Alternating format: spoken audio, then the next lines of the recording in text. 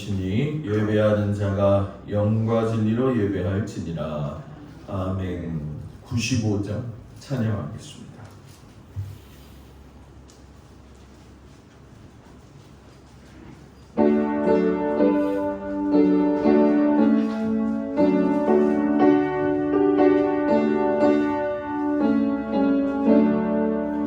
나의 기쁨 나의 소망 되시며 나의 생명이 되신 주 밤낮 불러서 찬송을 드려도 늘 하신 마음 은이세 나의 사모하는 선한 목자들 오늘 어떠한 동산에 양의 은혜와 늘 함께 하셔서 기쁨을 함께 하실까.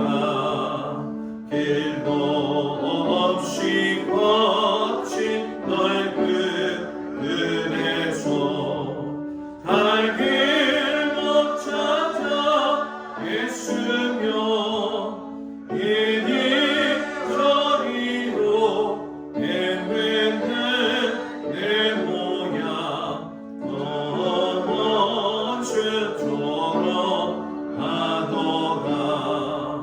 주의 자비롭고 박혀만 얼굴 모든 천사도 반기며 주의 놀라운 진리의 말씀에 전지가 많아 가더라. 나의 진정 사모하는 예수님 음성조차도 반갑고 나의 생명과 나의 참 소망에 오직 주 예수 은이세.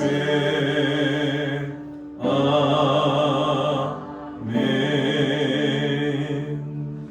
기도합니다.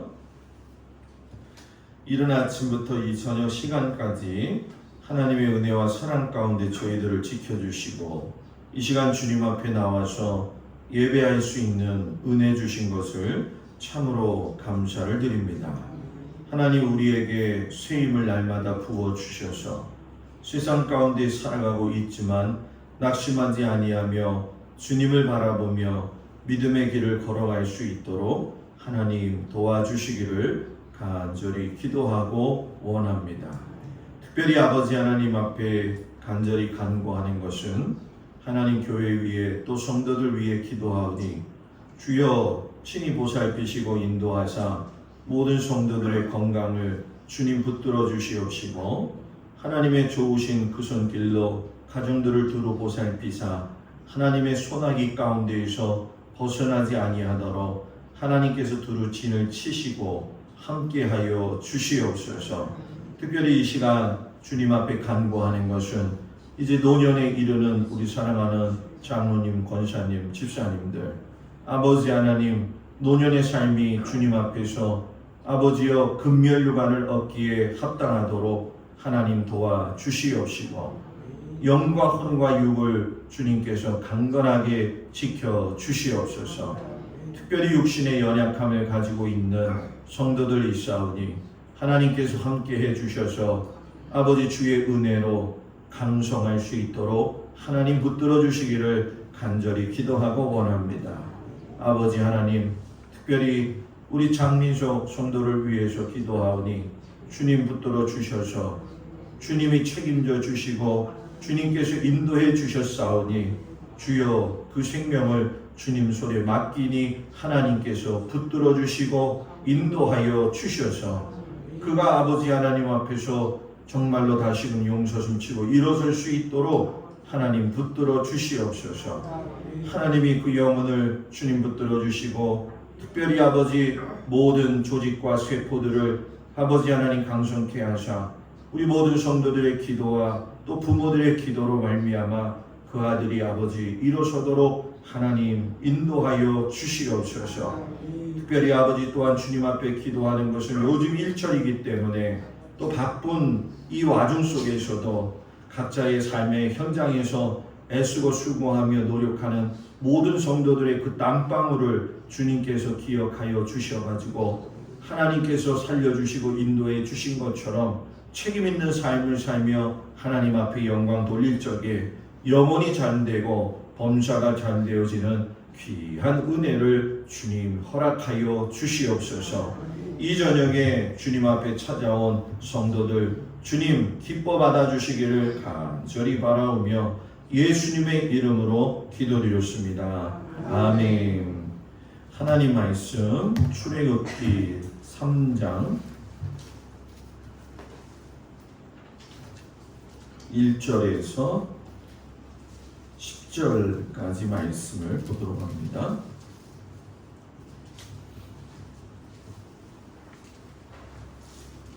출애굽기 3장 1절에서 10절까지 말씀을 교도하겠습니다. 출애굽기 3장 1절에서 10절. 모세가 그의 장인 미디안 제사장 이드로의 양떼를 치더니 그 떼를 광야 서쪽으로 인도하여 하나님의 산 호렙에 이르매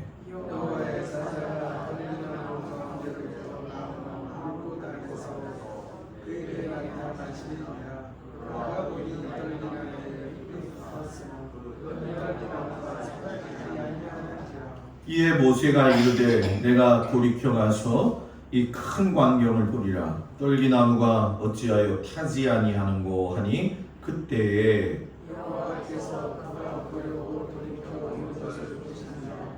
하나님이 떨기나무 가운데서 그를 불러내시되 모세야 모세야 하시니 그가 이르되 내가 여기 있나이다. 하나님이 이르시되 이리로 가까이 오지 말라. 내가 선 곳은 거룩한 땅이니 내 발에서 신을 벗으라.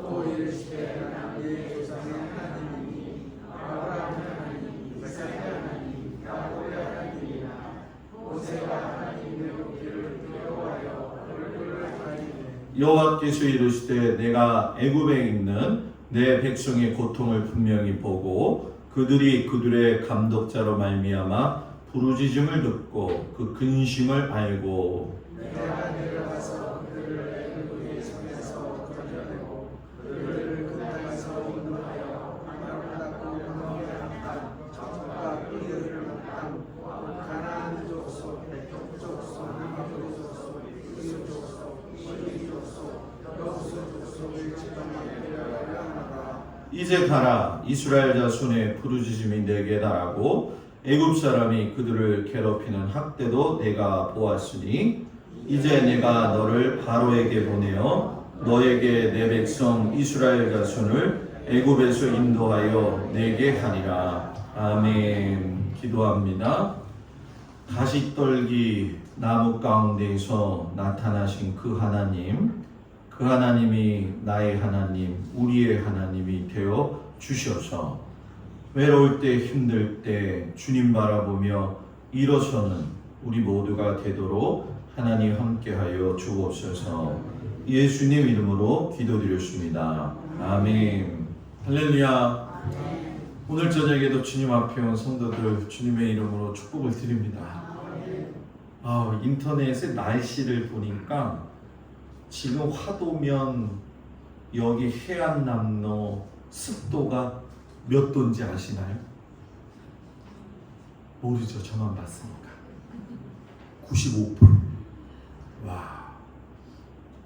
그래서 창문을 열어놓을 수가 없어요. 왜냐하면 침대고 이불이고 다 습기를 빨아먹어가지고 닫아놔야지. 닫아놓으면 또 덥고. 이런 날에 밖에 나가서 밭에 일 돌보랴, 해변 일 돌보랴, 식당 일 돌보랴 얼마나 고생이 많으세요. 우리 권사님들, 장로님들 건강하세요. 네. 저요 이번 주에 금요일 날 병원 정기 검사 갔어요. 가가지고 자랑했어요. 4월 17일 날 불나가지고요. 제가 힘들어가지고요. 거의 그렇게 상태까지 갔다가 이제 좀 괜찮은 것 같아요. 그래서 검사 딱 했는데 그날따라 잘 나왔어요. 그 의사 선생님이 저한테 그러더라고요.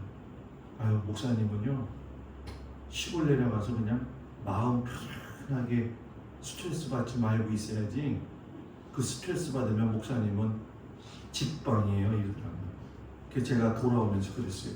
하나님한테, 하나님 나 스트레스 받지 않게 해주세요. 근데 스트레스 받지 않고 뭐 불은 어차피 날 수밖에 없는 거였다고 한다면 그 과정은 겪어야 되지만, 그래도 우리 장로님, 권사님들 모든 성도들이 기도해 주셔서 많이 그래도 호전이 되고 있네요. 감사를 드립니다. 가시에 대한 이야기를 좀 하려고 해요. 떨기나무 우리가 이렇게 얘기하지만 실상 제가 지금은 이집트를 못 들어가죠. 이집트 2006년도인가요? 그때 이집트를 들어갔어요. 그래서 시내산 앞에 캐더린 수도원이 있죠. 하나님께서 모세에게 나타났던 가시떨기 나무, 그게 지금 이렇게 매달려 있거든요. 가서 보면 가시가 참 많아요. 사람이 손을 대면 피가 나올 정도로 날카롭죠. 강야에서는 모든 식물들이 살아야 되기 때문에 척박함에서 자기를 보호하기 위한 최대한의 모습을 가지고 있거든요. 이 가시 이야기를, 가시 그리면 좀 나쁘잖아요. 그런데 조금 반대로 생각을 해가지고 오늘 저녁에 은혜를 좀 나누려고 해요. 신약에서 영적인 거인은 누구냐? 사도 바울이죠. 물론 베드로도 영적인 거인이지만 기독교가 전 세계적으로 퍼져나갈 수 있었던 건 바울이 지었던 로마서를 통해 가지고 전 세계의 복음을 이방인들한테 재해석시켜 가지고 가르쳤기 때문에 복음이 전파될 수 있었던 거죠. 구약의 영적 거인은 누구냐? 뭐 두말할 필요 없이 모세가 되어지죠. 왜 제가 이 바울과 모세를 이야기하느냐? 이 두 분 다 가시와 관계가 있다라는 거예요. 바울은 아시다시피 가시와 같은 찌르는 병이 있었죠. 그래서 하나님 앞에 이 병의 문제를 가지고 기도했는데 하나님께서 그 병을 고쳐주시지 않았어요. 우리는 예수 믿으면서 병 걸리면 다 나아야 된다고 생각을 하잖아요. 그런 입장에서 본다면은 바울의 그 모습은 우리가 바라는 이미지하고는 반대의 행보이죠. 근데 문제는 바울이 그것을 비관적으로 여긴 것이 아니라 하나님이 내게 주신 은혜가 내게 족하다. 요 가시 때문에 내가 살 수 있다. 그런 믿음의 태도를 가지고 살았죠. 아담이 에덴 동산에서 따먹지 말라고 하는 선악과를 따먹으면서 성경에 보게 되면 그때부터 가시와 엉겅퀴가 나왔다. 이렇게 얘기를 해요. 척박하죠. 아무것도 건질 수 없는 그곳. 모세도 광야에 있을 적에 홀로 앉아서 외롭게 있을 때에 누구 하나 말고 칠 사람도 없고 그저 둘러보면 양의 배설물이나 보이고 그저 광야의 돌덩어리들, 또 좀 볼만하면 조각목이었던 시띠나무나 볼 수 있었겠죠. 그런데 그 가시떨기 나무에서 하나님을 만났다는 거죠.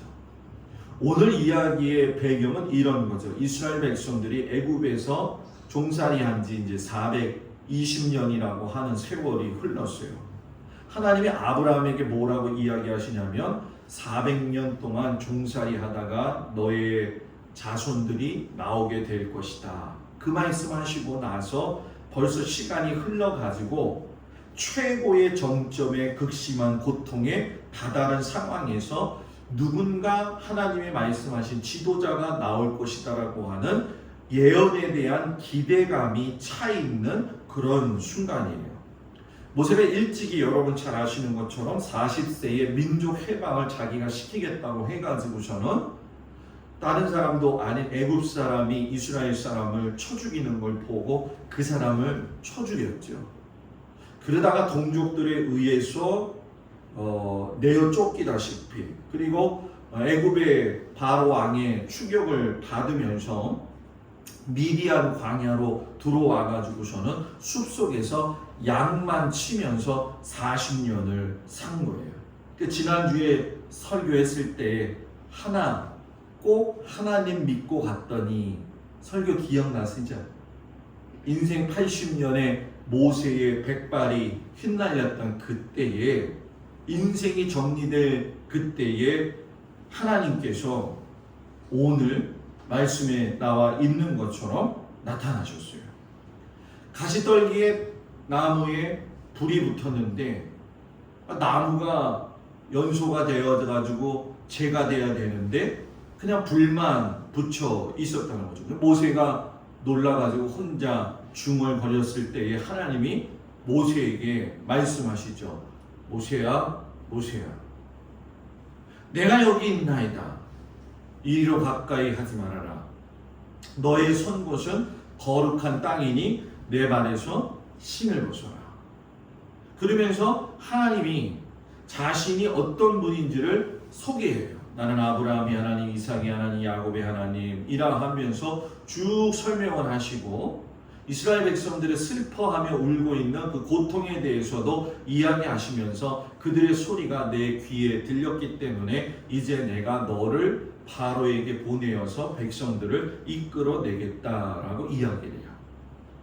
애굽 이야기도 중요하지만 아브라함이 시작되어지는 그 역사의 이 맨 앞에서 보게 되면 결국 이스라엘의 역사는 가시떨기 나무에서 시작이 되는 거고, 모세의 인생도 가시떨기 나무에서 새롭게 나타나는 거죠.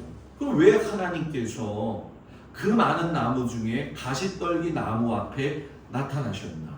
성경에서 제일 좋은 나무가 어떤 나무죠?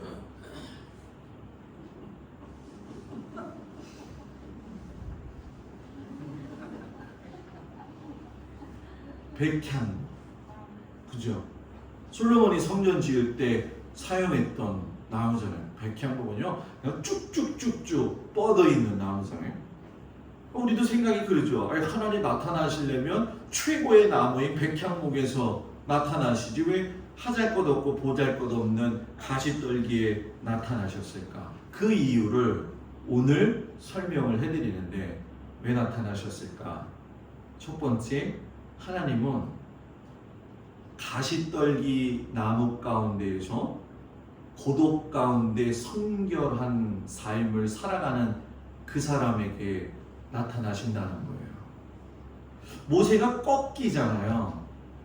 40년 꺾이고 40년 들어가서 쥐죽은 듯이 있지만 그는 하나님 앞에서 지나간 과거의 40년을 돌아보면서 여러 가지 많은 생각을 했을 거예요.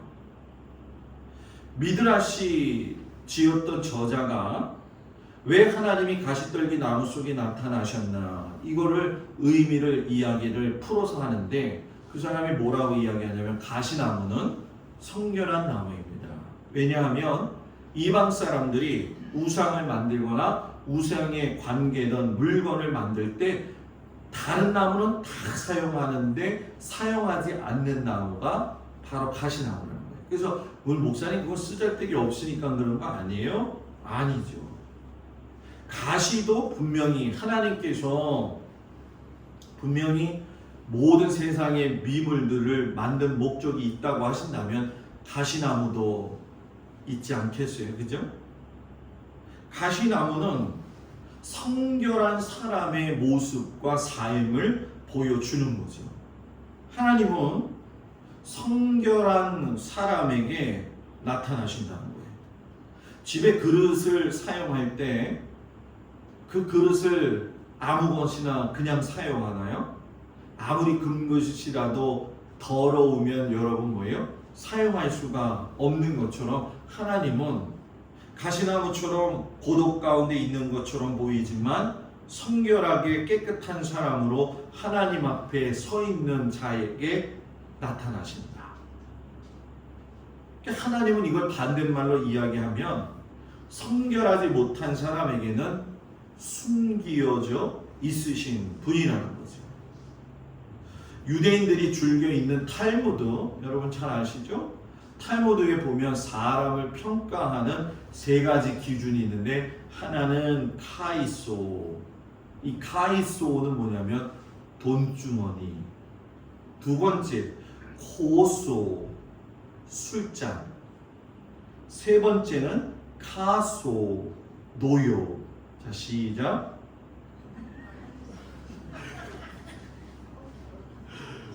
나 같으면 이럴 거야. 코시가 이렇게 할 건데. 네? 카소 막 이렇게 얘기하니까 좀 어렵죠. 첫 번째 돈주머니. 두 번째 뭐라 그랬어요? 술잔. 세 번째 뭐라 그랬어요?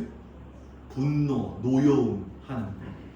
그 사람의 인격을 측정해 볼 수 있는 것 중에 좋은 것이 하나 보면 돈 줘보면 알 수 있다는 거예요. 그 돈을 어떻게 쓰는가, 그 돈을 어떻게 활용하는가, 그 돈을 적절하게 하나님의 뜻에 맞추어서 쓰는가, 그리고 돈에 깨끗한가, 이런 거죠. 이게 돈이라는 게 제가 늘 강조하는 거지만 제가 다른 데 집회 가서도 그런 얘기, 돈을 너무 좋아하면 어떻게 된다? 돌아버린다. 돈을 너무 좋아하면 돈다 이렇게 되는 거예요. 물론 우리가 살아가면서 그러죠. 목사님, 돈이 있어야죠. 근데 제가 보니까 돈이 많은 사람도 어차피 3번 밥을 먹더라고요. 근데 요즘은 또 세상이 좋아서 2번밖에 안 먹어요. 그죠? 맛있는 거 먹느냐 맛없는 거 먹느냐의 차이라고 이야기할지 모르겠지만 돈은 그런데 쓰는 것이 아니죠. 값어치 있는 일은. 여러분들은 돈을 어떻게 쓰세요? 목사님 돈 좀 주면서 얘기해요.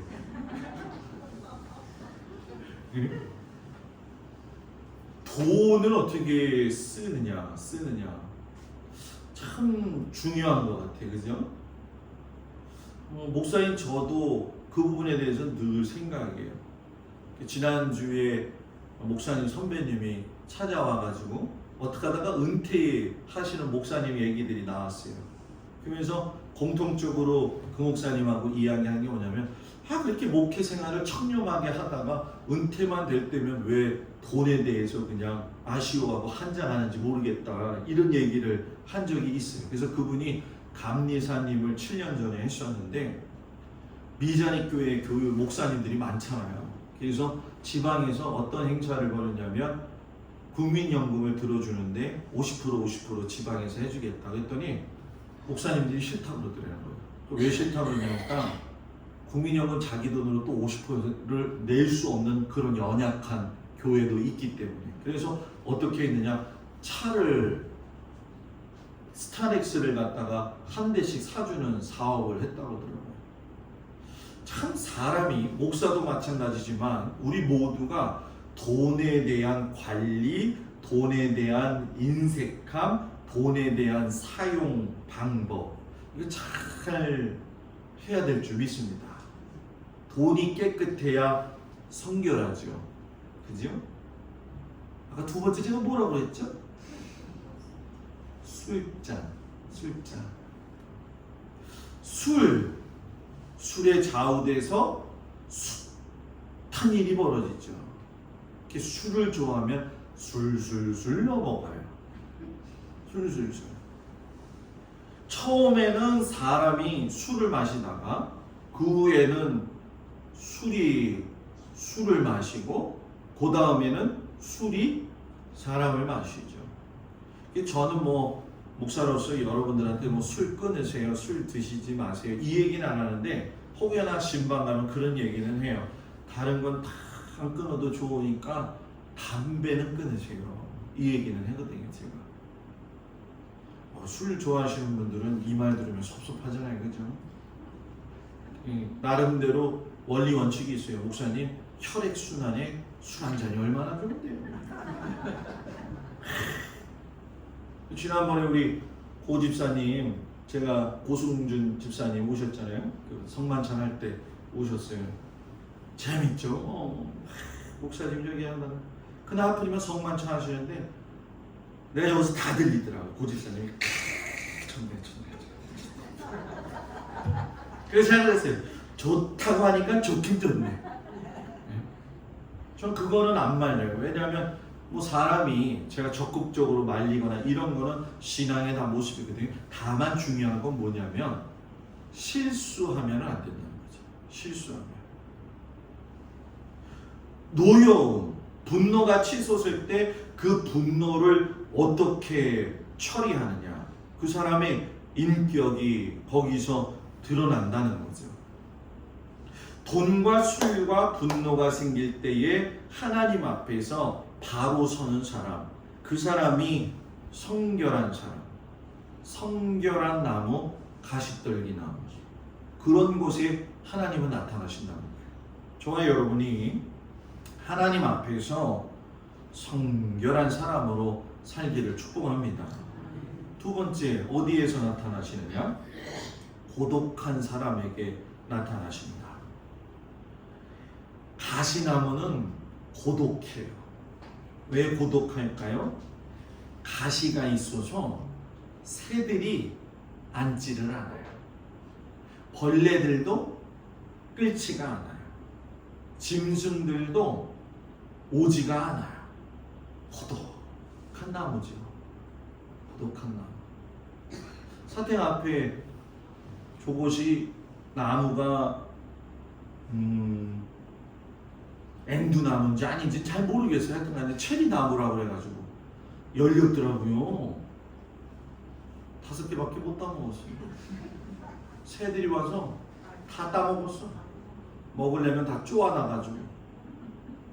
그걸 보면서 제가 궁리를 하고 있죠. 내년에는 저기다 그물을 쳐놓을까. 저거 맛있더라고요. 한번 따먹어보니까. 자세히 가서 보면 새들이 와서 깃들어서 먹을 수 있고 와서 안식처가 되어지고, 이렇게 운동을 미루지 갔다가 뚝방으로 오게 되면 비가 내릴 때가 있죠. 그러면 뚝방 옆길에 나무들이 쫙 있는데 참새들이 거기에서 다 들어가 있어. 막 그러는 거예요. 그래서 제가 지나가다가 와! 그러거든요. 그럼 걔들이 푸르륵 날라가요. 무언가 기대고 싶은 안식처, 그게 좋은 나무들의 울창한 모습이잖아요. 근데 이 가시나무는 거들떠도 안 봐요. 모이지가 않는다는 거죠. 쉽게 설명할까요? 하나님은 고독한 사람에게 나타나신다는 거예요. 야곱이 12명의 자녀와 아내들과 함께 있을 때 하나님이 나타나셨느냐? 나타났나요? 다 뒤로 하고 야복강 강가에서 고독하게 앉아서 씨름할 때에 하나님이 천사를 보내주셨죠.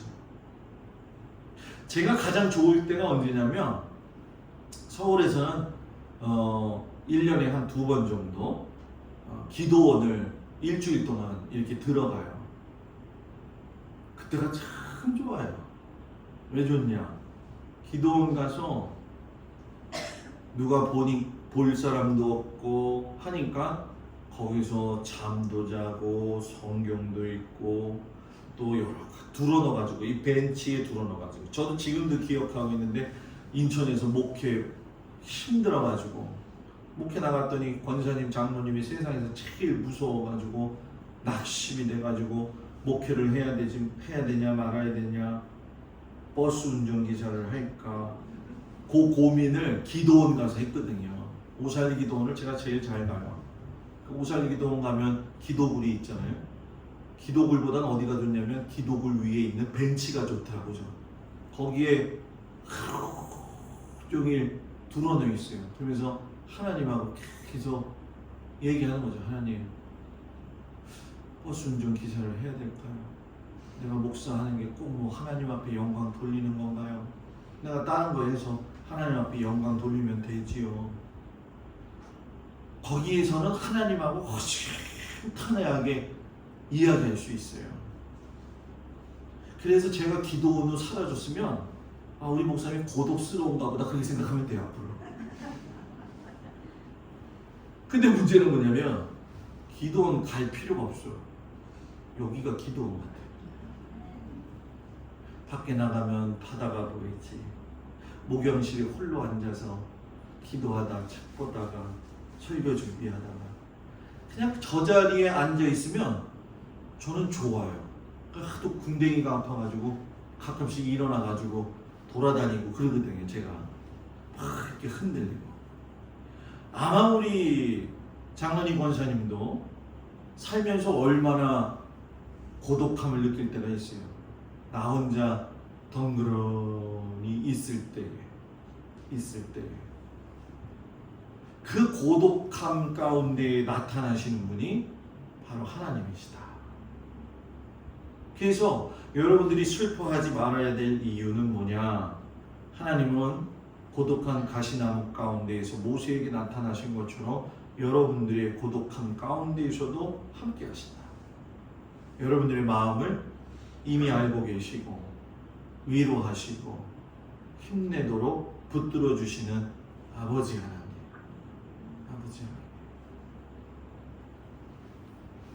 세 번째, 어떤 사람, 아파하는 사람에게 나타나신다. 가시는 아픔을 의미하죠.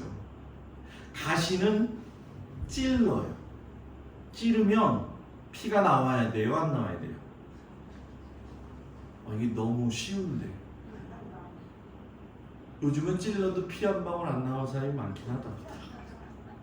피가 나오지요. 아파 하면서 깜짝 놀랄 때 모세는 가시 같은 아픔을 가지고 태어났어요.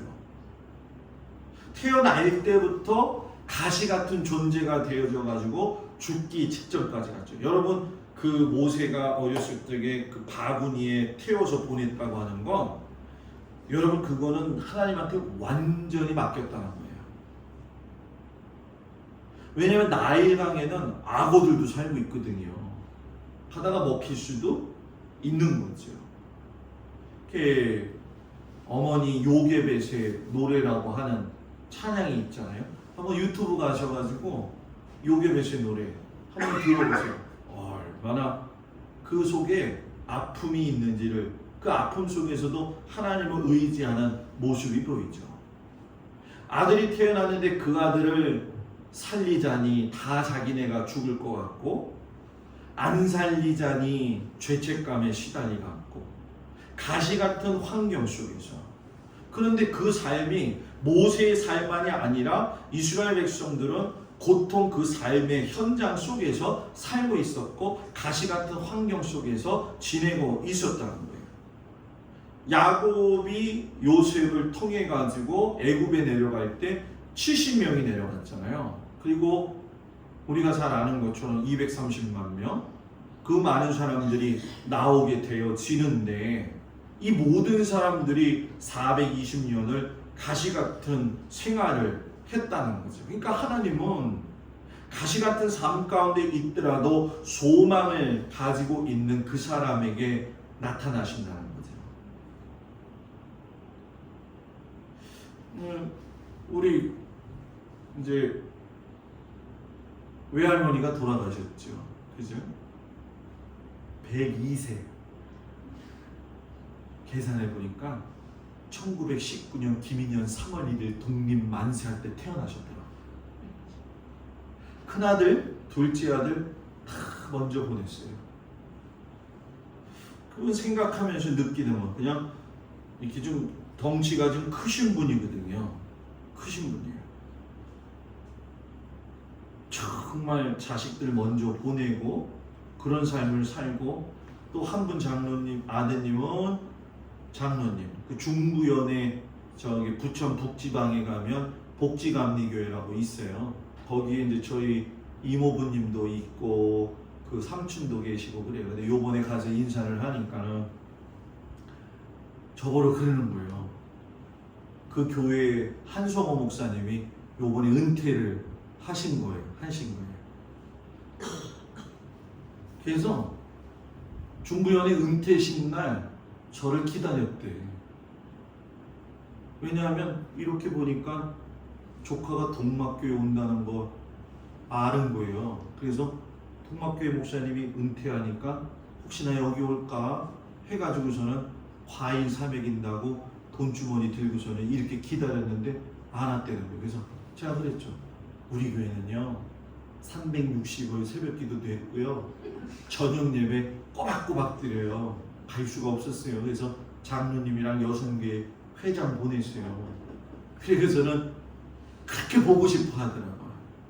살아온 환경들은 굉장히 척박했죠. 왜냐면 옛날 분들이 다 그랬지만 그 복사골이었잖아요. 그 부천이 그죠?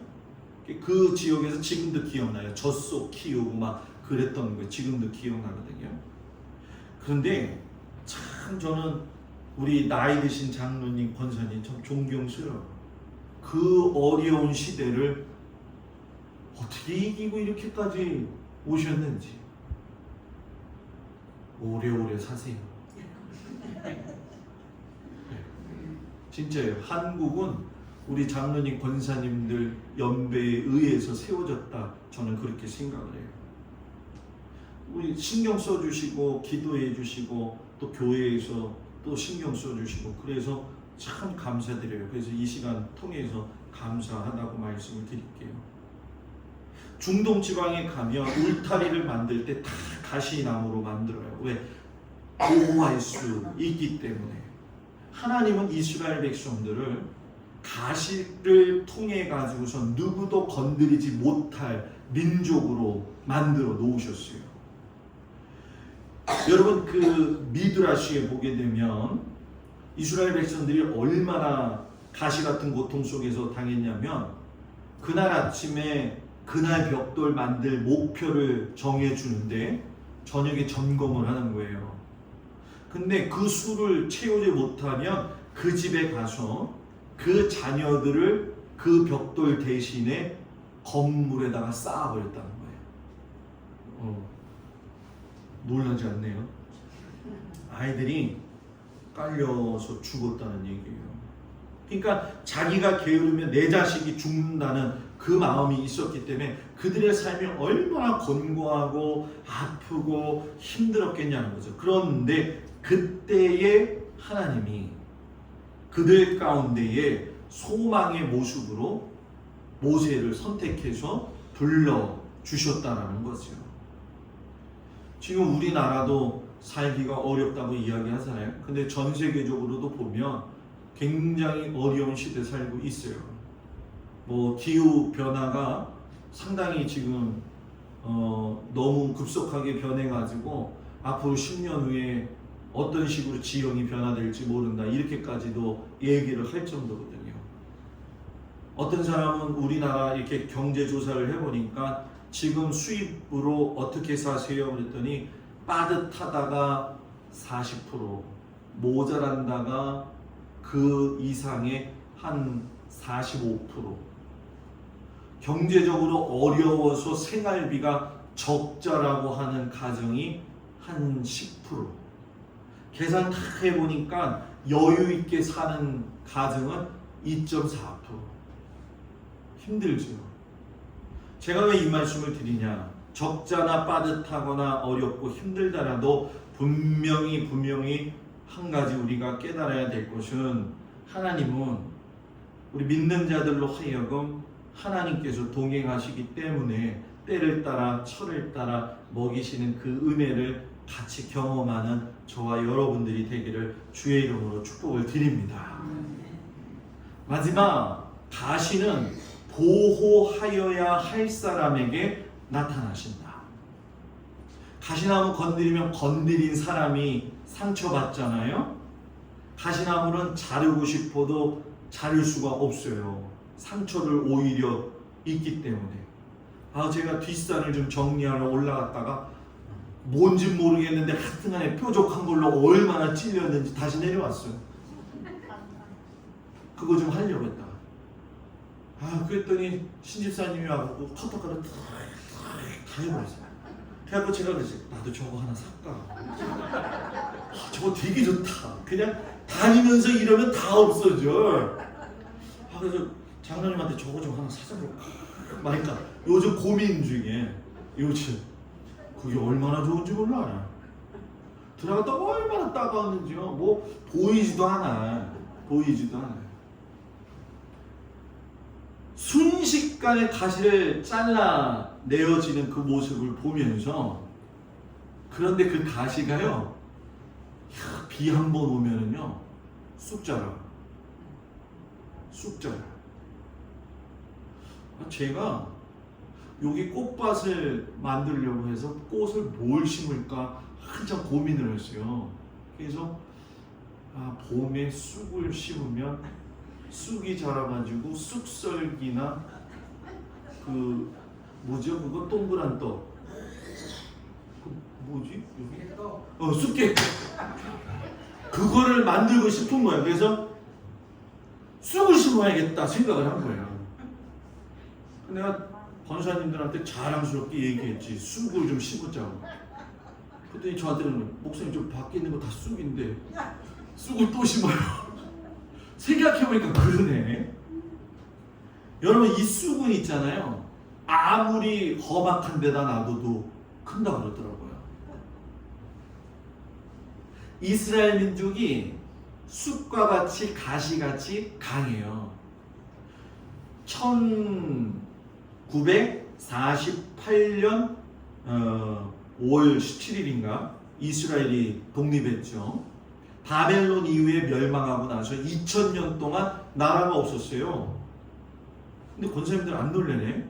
2000년 만에 넘게 있다가 그 나라가 세워진 거잖아요. 우리가 잘 아는 것처럼 1968년인가요? 69년인가? 6.1 전쟁이 일어났잖아요. 지금 예루살렘에 가면은 통곡의 벽이라고 있는데, 통곡의 벽이 원래 이스라엘 땅이 아니라 요르단 땅이었어요. 그 통곡의 벽 안에, 예루살렘 성 안에 가면 올드시티라고 해가지고 아르메니안 정교의 사람들이 사는 곳, 유대인들이 사는 곳, 또 무슬림들이 사는 곳, 크리스찬들이 사는 곳, 네 곳으로 남겨져 있거든요. 6.1 전쟁 일어났을 적에 여러분, 이집트에 내려가가지고선 이집트 시나이 반도, 시내산이 있고 무리바물이 있고 아주 중요한 지점이 있는 데를 이스라엘이 먹었잖아요. 이집트 대통령이 잘난 척하면서 우리가 이겼다고 방송을 잘못했는데, 그게 무슬림들이 잘못 알아들어가지고 그럼 이제 손 놓고 있으면 되겠네. 그러다가 쳐들어와가지고서는 이스라엘이 시나이 반도 점령했죠. 이스라엘이 예루살렘 들어와가지고 통곡의 벽부터 해가지고 요르단 지역, 헐몬산 있는 데까지 다 가져간 거예요. 그래서 지금 가면 이스라엘 사람들이 총 들고 다니잖아요. 아직도 그 올드시티에 있는 사람들은 요르단 국적을 가지고 있을 정도로 특심이거든요. 이스라엘 민족은 불어가지고 꺼질 것 같은데 다시 살아나는 민족. 쓰러질 듯 하면서도 일어나는 거죠. 그래서 자기네들을 뭐라고 이야기하냐면 우리는 요나 백성이다, 이렇게 얘기를 해요. 왜 요나 백성이냐? 요나가 고래를, 아니지, 요나가 고래를 삼킨 게 아니라 고래가 요나를 삼킨 거지. 말을 잘못할 뻔했네. 네? 그런데 삼키운 당하고 3일 만에 다시 어떻게 했어요? 뱉어냈잖아요. 토하여 놓는다. 이 얘기가 뭐냐? 10가지 재앙으로 무너질 뻔했는데도 토해짐을 당했고, 바벨론에 의해서 무너졌을 때에도 토해짐을 당했고, 블레셋이나 아수르가 왔을 때도 토해짐을 당했던 그 나라가 이스라엘 나라라는 거예요. 자, 이 얘기를 우리 가운데 분명히 접목시킨다고 한다면 누구나 우리를 건드리면 손해본다. 왜? 나는 하나님의 자녀니까. 우리는 영적인 이스라엘이니까. 하나님이 나하고 함께 하시면 얼마든지 이길 수 있다. 그래서 이럴 때 부르는 찬송이 있죠. 뭐죠? 나의 등 뒤에서 나를 우시는, 그거 오늘 내가 복사를 하려고 하다가 못했어요. 다음에 수요일에 불러요, 권사님. 네? 그 찬송 부르면요 얼마나 좋은지 몰라요. 제 친구 어머님이 저한테 그랬죠. 동수야, 인생을 살면서 너는 이사야서 41장 10절 말씀 붙들고 살아라. 그게 뭐예요? 두려워 말라, 내가 너와 함께함이니라.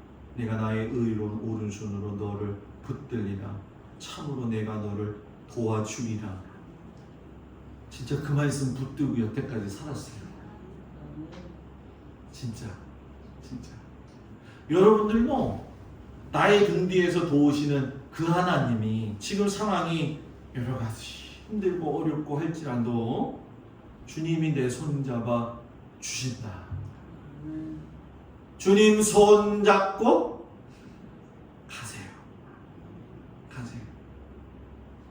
그 전에 손잡고 같이 가야 될 사람이 있어요. 바로 옆에 있는 사람. 옆에 좀 봐봐요. 옆에 있는 사람. 성도끼리 서로 손잡고 가야 돼요. 그리고 저하고 같이 손잡고 가야 돼요. 손잡고 가면 물이 흘러내려도 휩쓸리지가 않는 거예요. 자, 오늘 설교 말씀. 하나님은 누구에게 나타나신다? 누구요? 성결한 사람. 두 번째 누구요? 고독한 사람. 세 번째 누구요? 아픈 사람. 네 번째 뭐예요? 보호할 사람. 하나님은 한 번도 실수가 없는 분이시다 라고 하는 걸 꼭 마음에 새겨두시고, 이번 한 주간도 삶의 현장에서 흩어져서 살 적에 주님 손잡고 가는 우리 귀한 성도들 되길 주의 이름으로 축복을 드립니다. 기도합니다. 하나님, 가시 같은 내 인생 하나님이 붙들어 주셨기 때문에 살 수 있었습니다. 주여, 내가 그 가시 같은 그곳에 나타나신 그 하나님 바라보며 믿음으로 승리하며 살게 하여 주시옵소서. 예수님 이름으로 기도합니다. 아멘. 하나님, 날씨가 참 어렵습니다. 피곤도 하지만 날씨 탓으로 인해서 참 짜증이 날 수밖에 없는 그런 상황들인데, 하나님께서 이 시기도 잘 넘기게 해주시고, 또 코로나로 인해서 자녀들 바깥에 있는데 우리 자녀들 하나님께서 눈동자와 같이 지켜 주시옵소서. 근심이 되지 아니하고 그 자녀들이 이 코로나 시대를 잘 넘겨갈 수 있도록 하나님이 도우시고 인도하여 주시옵소서. 이제는 우리 주 예수 그리스도의 은혜와 우리를 사랑하시는 하나님 그 놀라우신 사랑과 성령님의 도우시고 인도하심이 한 주간도 삶의 현장 속에서 가시와 같은 문제들이 있지만 그 속에서 하나님이 만나주시고 손 내밀어 주신다는 그 사실에 위로받고 힘없고 돌아가는 우리 모든 성도들 위해 이제로부터 영원토록 함께하여 주시기를 간절히 축원하옵나이다. 아멘.